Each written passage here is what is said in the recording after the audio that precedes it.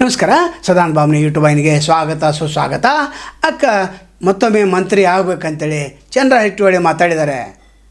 ಇವರು 27 ವರ್ಷದಿಂದ ಸತತವಾಗಿ ಒಂದೇ ಪಕ್ಷದಲ್ಲಿದ್ದಾರೆ. ಮಹಿಳಾ ಘಟಕದ ಜಿಲ್ಲಾ ಅಧ್ಯಕ್ಷೆಯಾಗಿ ಕೆಲಸ ಮಾಡಿದ್ದಾರೆ. ರಾಜ್ಯ ಮಹಿಳಾ ಘಟಕದ ಅಧ್ಯಕ್ಷೆಯಾಗಿ ಕೂಡ ಕೆಲಸ ಮಾಡಿದ್ದಾರೆ. ನಂತರ ಒಳ್ಳೆಯ ಕೆಲಸವನ್ನು ಸಿದ್ದರಾಮಯ್ಯ ಅವರ ಆಡಳಿತದಲ್ಲಿ ಕೂಡ 3 ವರ್ಷ ಮಂತ್ರಿಯಾಗಿ ಒಳ್ಳೆಯ ಕೆಲಸವನ್ನು ಮಾಡಿದ್ದಾರೆ. ಸಾಕಷ್ಟು ಅಭಿವೃದ್ಧಿ ಕೆಲಸಗಳನ್ನು ಮಾಡಿದ್ದಾರೆ. ನಂತರ ಇವರು ನ್ಯಾಯಯುತವಾಗಿ ಇವರಿಗೆ ಸಿಗಲೇಬೇಕಂತ ಹೇಳಿದ್ದಾರೆ ಅವರು. ನಂತರ ಖರ್ಗೆ ಅವರು, ನಂತರ ಸಿದ್ದರಾಮಯ್ಯ ಅವರು ಇದನ್ನು ಗಮನಿಸಬೇಕು, ವೇಣುಗೋಪಾಲ್ ಅವರು ಗಮನಿಸಬೇಕು, ಸುರ್ಜೇವಾಲಾ ಗಮನಿಸಬೇಕು, ರಾಹುಲ್ ಗಾಂಧಿ ಅವರು ಗಮನಿಸಬೇಕಂತ ಕೇಳಿದ್ದಾರೆ. ಮತ್ತು ಮುಖ್ಯಮಂತ್ರಿ ಡಿ ಕೆ ಶಿವಕುಮಾರ್ ಆಗಿದ್ದಾರೆ. ಅದಕ್ಕೆ ನಮ್ಮದು ಬೇಡಿಕೆನೇ ಇತ್ತು, ನಂತರ ನಮಗೆ ಸಂತೋಷ ಕೂಡ ಆಗಿದೆ ಅಂತ ಹೇಳಿದ್ದಾರೆ. ಈಗ ಚಂದ್ರಹಟ್ಟಿಹೊಳಿ ಅವರು ಯಾವ ರೀತಿ ಅದನ್ನು ಮಾತಾಡಿದ್ದಾರೆ, ಯಾವ ರೀತಿ ಸಮರ್ಥನೆ ಮಾಡಿಕೊಂಡಿದ್ದಾರೆ. ನಾವು ಕೂಡ ಬೆಳಗಾವಿ ಗ್ರಾಮೀಣ ಕ್ಷೇತ್ರದಲ್ಲಿ ಇರೋದರಿಂದ ಅವರು ಸಾಕಷ್ಟು ಅಭಿವೃದ್ಧಿನ ಮಾಡಿದ್ದಾರೆ. ಯಾವ ರೀತಿ ಸತೀಶ್ ಜಾರಕಿಹೊಳಿ ಎಮ್ಕಾಡ್ ಕ್ಷೇತ್ರ ಮಾಡಿದ್ದಾರೆ, ಇಲ್ಲಿ ಕೂಡ ಸಾಕಷ್ಟು ಅಭಿವೃದ್ಧಿಯನ್ನು ಮಾಡಿದ್ದಾರೆ.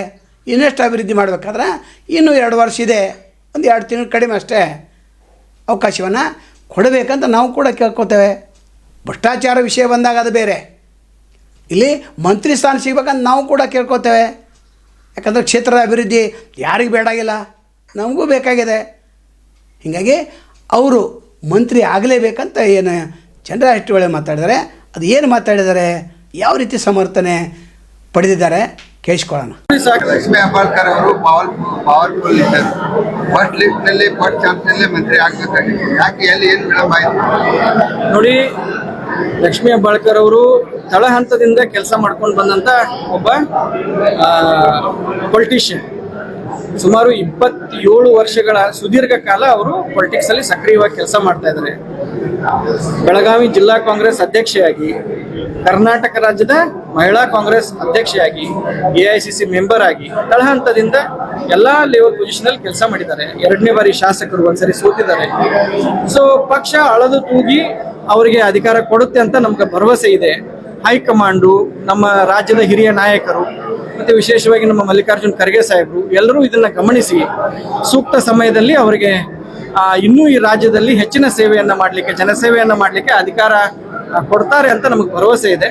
ಇನ್ನು ನಾವೆಲ್ಲರೂ ಕೂಡ ಆಶಾ ಮನೋಭಾವನೆಯಿಂದ ಇದ್ದೀವಿ, ಕಾದು ನೋಡ್ಬೇಕು. ಇಲ್ಲ, ನಾವು ಯಾವುದೇ ನಿಗಮ ಮಂಡಳಿ ಕೇಳಿಲ್ಲ. ಸಾಕಷ್ಟು ಜನ ಶಾಸಕರಿದ್ದಾರೆ. ಮೊದಲನೇ ಬಾರಿ ಆರೀಶ್ ಬಂದಂಥವ್ರು, ಆ ಎಲ್ಲ ಶಾಸಕರಿಗೆ ನಿಗಮ ಮಂಡಳಿ ಕೊಡಿ ಅಂತ ನಾವು ಎಲ್ಲರೂ MLCಗಳು ಹೋಗಿ ಹೇಳಿದೀವಿ. ಮತ್ತು MLCಗಳಲ್ಲಿ ಕೆಲವು ಜನ ಸೀನಿಯರ್ MLCಗಳದಾರ. ಆ MLCಗಳಲ್ಲಿ ಸೀನಿಯರ್ MLCಗಳದಾರ. ನಾವು ಕೇವಲ MLCಗಳಲ್ಲ, ನಮ್ಮಿಂದ MLAಗಳು ಆರೀಶ್ ಬರ್ಲಿಕ್ಕೂ ನಾವು ಕಾಂಟ್ರಿಬ್ಯೂಷನ್ ಮಾಡ್ತೀವಿ. ಕೆಲವು ಜನ ಸೀನಿಯರ್ MLCಗಳದಾರ, ಅವ್ರವ್ರ ಜಿಲ್ಲೆಯಲ್ಲಿ ಅವ್ರದೇ ಪ್ರಭಾವ ಇದೆ.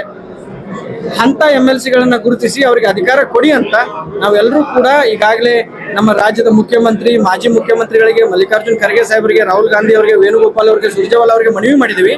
ಹಿರಿಯ MLCಗಳನ್ನ ಗುರುತಿಸಿ ಅವರಿಗೆ ಸೂಕ್ತ ಸ್ಥಾನಮಾನ ಕೊಡಬೇಕಂತ ನಮ್ಮ ಬೇಡಿಕೆ ಇದೆ. ಲಕ್ಷ್ಮೀ ಹೆಬ್ಬಾಳ್ಕರ್ ಅಭಿಮಾನಿಗಳು ಮಂತ್ರಿ ಆಗ್ತಾರೋ ಇಲ್ಲೋ ಅನ್ನುವಂತ ಸ್ವಲ್ಪ ಕುತೂಹಲನೂ ಇದೆ, ಕೆಲವು ಜನರಿಗೆ ಆತಂಕನೂ ಇದೆ.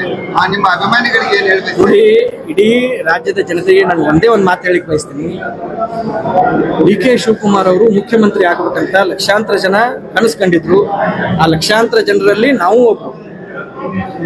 ನಮ್ಮ ಮಾಜಿ ಮುಖ್ಯಮಂತ್ರಿಗಳಾದಂಥ ಸಿದ್ದರಾಮಯ್ಯ ಸಾಹೇಬರು ಧೀಮಂತ ನಾಯಕರು, ಪ್ರಶ್ನಾತೀತ ನಾಯಕರು, ಈ ರಾಜ್ಯಕ್ಕೆ ಕೊಟ್ಟಂತ ಕೊಡುಗೆಗಳ ಸರ್ದಾರ್ ಅವರು. ಅವರ ಒಂದು ನಾಯಕತ್ವವನ್ನ ನಾವೆಲ್ಲರೂ ಒಪ್ಕೊಂಡಿದ್ದೀವಿ. ತದನಂತರ DK ಶಿವಕುಮಾರ್ ಅವರು ಪ್ರಾಮಾಣಿಕವಾಗಿ ಪಕ್ಷಕ್ಕೆ ದುಡಿದಿದ್ದಾರೆ. ಅವರನ್ನು ಮುಖ್ಯಮಂತ್ರಿಗಳಾಗಿ ನೋಡ್ಬೇಕಂತ ಕನಸು ಕಂಡಂತ ಒಬ್ಬ ನಿಷ್ಠಾವಂತ ನಾನು ಅಭಿಮಾನಿ. ಈಗ ಅವ್ರು ಮುಖ್ಯಮಂತ್ರಿ ಆಗಿದ್ದಾರೆ, ನಾವು ಸಂತೋಷದಿಂದ ಇದ್ದೀವಿ. ಆ ಸಂದರ್ಭದಲ್ಲಿ ಲಕ್ಷ್ಮೀ ಹೆಬ್ಬಾಳ್ಕರ್ ಅವ್ರನ್ನ ಮಂತ್ರಿಯಾಗಿ ನೋಡ್ಬೇಕಂತ ನನಗೂ ಆಸೆ ಇದೆ. ಪಕ್ಷ, ಹೈಕಮಾಂಡು, ಮುಖ್ಯಮಂತ್ರಿಗಳು, ನಮ್ಮ ದೆಹಲಿ ಮಟ್ಟದ ನಾಯಕರು, ಮಾಜಿ ಮುಖ್ಯಮಂತ್ರಿಗಳಾದಂಥ ಸಿದ್ದರಾಮಯ್ಯ ಸಾಹೇಬರು ಅವರನ್ನ ಮಂತ್ರಿ ಮಾಡ್ತಾರಂತ ನಮಗೆ ಭರವಸೆ ಇದೆ. ಬೆಳಗಾವಿಗೆ ಯಾವಾಗ ಬರ್ತಾರೆ DK ಶಿವಕುಮಾರ್ ಅವರು? ಆದಷ್ಟು ಬೇಗ ಬೆಳಗಾವಿ ವಿಸಿಟ್ ಇಟ್ಕೋತಾರೆ. ವಿಶೇಷವಾಗಿ ಬೆಳಗಾವಿಯಲ್ಲೇ ಸಭೆ ಕರೀತಾರೆ. ಈ ಬೆಳಗಾವಿ ವಿಭಾಗ ಮಟ್ಟದ ಸಭೆಯನ್ನ ಬೆಳಗಾವಿ ಸುವರ್ಣಸೌಧದಲ್ಲಿ ಈ ಸಂಪುಟ ವಿಸ್ತರಣೆ ಆದ ತಕ್ಷಣ ಬೆಳಗಾವಿ ವಿಭಾಗ ಮಟ್ಟದ ಸಭೆಯನ್ನು ಅವರು ಕರೀತಾರಂತ ನಮ್ಗೆ ಭರವಸೆ. 100% ರೀ. ಇಡೀ ರಾಜ್ಯದಲ್ಲಿ, ಇಡೀ ದೇಶದಲ್ಲಿ ಹೆಸರುವಾಸಿಯಾದಂಥ ನಮ್ಮ ಪಂಚ ಗ್ಯಾರಂಟಿಗಳು, ಆ ಪಂಚ ಗ್ಯಾರಂಟಿಗಳಿಂದ ಸಾಕಷ್ಟು ಜನರ ಬಾಳಲ್ಲಿ ಒಳ್ಳೆಯ ಕೆಲಸಗಳಾಗಿದ್ದಾವೆ, ಮಹಿಳೆಯರು ಸ್ವಾವಲಂಬಿ ಆಗಿದ್ದಾರೆ. ಈಗ ವಿರೋಧ ಪಕ್ಷದವರು ಅವರ ಚಟ ಅದು, ಆ ಟೀಕೆ ಮಾಡೋದು ಅವ್ರ ಚಟ. ಮತ್ತೆ ಇವತ್ತು ಒಳ್ಳೆಯ ಈ ಗೃಹಲಕ್ಷ್ಮಿ ಇರ್ಬೋದು, ಗೃಹಜ್ಯೋತಿ ಇರ್ಬೋದು, ಎಲ್ಲ ಯೋಜನೆಗಳಿಂದ ಸಾಕಷ್ಟು ಜನರಿಗೆ ಅನುಕೂಲ ಆಗೈತಿ.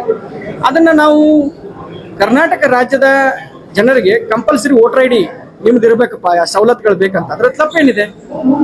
If you are voter I D holder ಈ ಸ್ಟೇಟದ್ದು, ನಿಮ್ಗೆ ಆ ಸವಲತ್ತು ಸಿಗ್ತದೆ ಅಂತ ನಾವು ಅದ್ರ ಪರಿಷ್ಕರಣೆ ಮಾಡ್ತಾ ಇದ್ವಿ. ಯಾವುದೇ ಗ್ಯಾರಂಟಿ ಕ್ಯಾನ್ಸಲ್ ಆಗ್ತಾ ಇಲ್ಲ. ಈಗಾಗಲೇ ಮೇ ತಿಂಗಳದ ಗೃಹಲಕ್ಷ್ಮಿ ಹಣ ಜಮಾ ಆಗೈತೆ, ಎಲ್ಲರಿಗೂ 2,000 ರೂಪಾಯಿ ಜಮಾ ಆಗೈತಿ.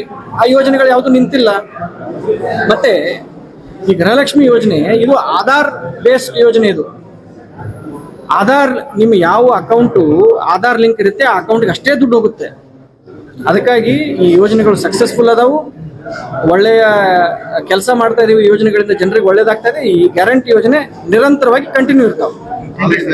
ಅನೇಕ ದಿಟ್ಟ ವರದಿಗಳನ್ನು ನಾವು ನಿರಂತರವಾಗಿ ನಾವು ಮಾಡ್ತಾ ಇರ್ತೇವೆ. ಆದರೆ ಯಾರಿಗೂ ಸಹಾಯ ಮಾಡಬೇಕಂತ ಅನಿಸ್ತೈತೆ. ಆ ಸಹಾಯ ಮಾಡೋರು ಇಲ್ಲಿ ಫೋನ್ಪೇ ನಂಬರ್ ಇದೆ, ಗೂಗಲ್ ಪೇ ನಂಬರ್ ಇದೆ, ನೀವು ಸಹಾಯ ಮಾಡಬಹುದು. ಯಾಕಂದರೆ ಗಟ್ಟಿದವನೇ ನಮ್ಮದು ಸ್ವತಂತ್ರ ಪತ್ರಿಕಾಧರ್ಮವನ್ನು 35 ವರ್ಷದಿಂದ ನಡೆಸ್ಕೊಂಡು ಬಂದಿವೆ. ನೀವು ಇದಕ್ಕೆ ಸಹಾಯ ಮಾಡಿದ್ರೆ ಇನ್ನಷ್ಟು ಗಟ್ಟಿ ಧ್ವನಿಯಲ್ಲಿ ನಾವು ವರದಿ ಮಾಡಲಿಕ್ಕೆ ಸಾಧ್ಯ ಇದೆ.